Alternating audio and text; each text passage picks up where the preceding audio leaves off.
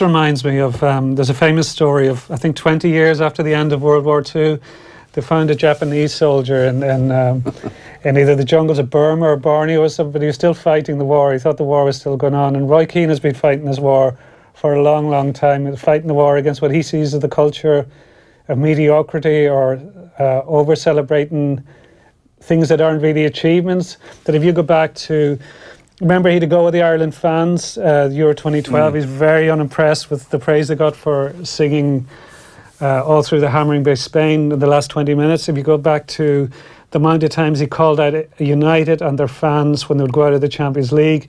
Thierry Henry at the morning after the handball. Yes, Thierry Henry in 2000 famously, I remember I'd been in that mix zone in the tunnel in Amsterdam Arena when Ireland had been 2-0 up and ended up drawn 2-2 in a World Cup qualifier. And at the final whistle, Mick McCarthy ran onto the field punching the air celebrating.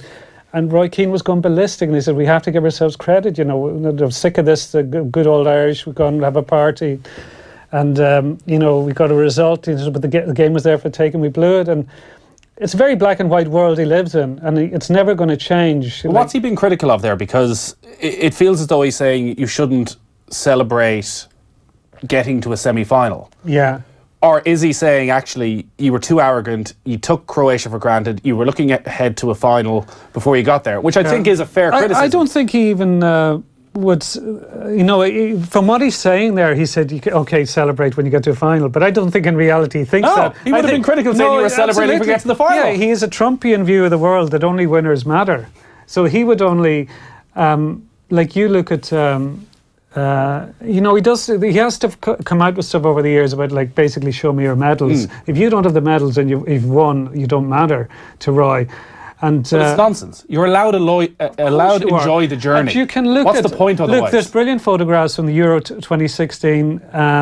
Is it? I'm not sure which goal it is, but Roy is jumping. It looks jumped about 3 feet off the air, punching the air. I don't know, is it after Robbie Brady scored against Italy or one of the other goals and that, but.